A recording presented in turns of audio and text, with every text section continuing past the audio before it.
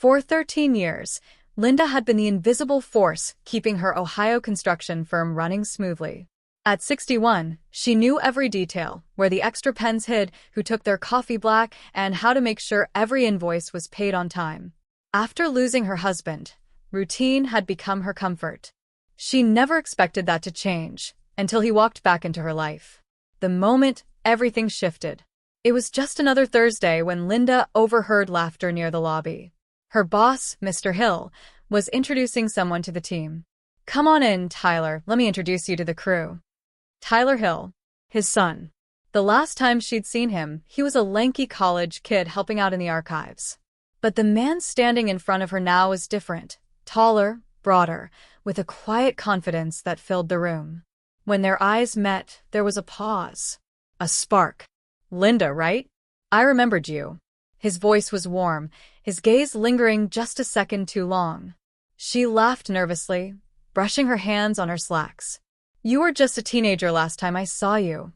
"Yeah," he said, a small smile playing on his lips. "Time changes people." And just like that, something inside her stirred. The question that shook her.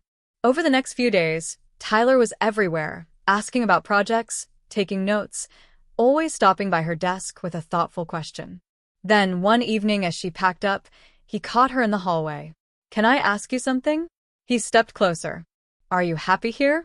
In this job, this routine?" The question hit her like a brick. I guess I am. It's safe. Comfortable." He nodded slowly. Comfort's not always the same as happiness. And then he walked away, leaving her standing there, heart racing. The dinner that changed everything. A few days later, she found a note tucked under her coffee mug. "Dinner.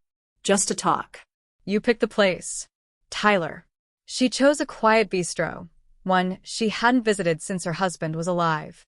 Over wine and soft jazz, they talked about life, loss, and the dreams she'd buried under years of routine.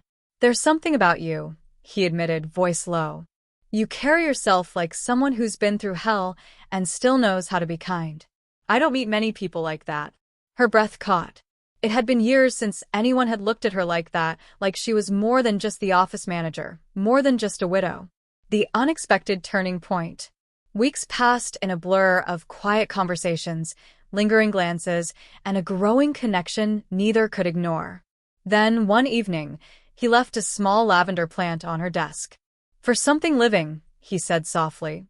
When their hands brushed, neither pulled away. "Linda," he murmured, "I don't want to change your life.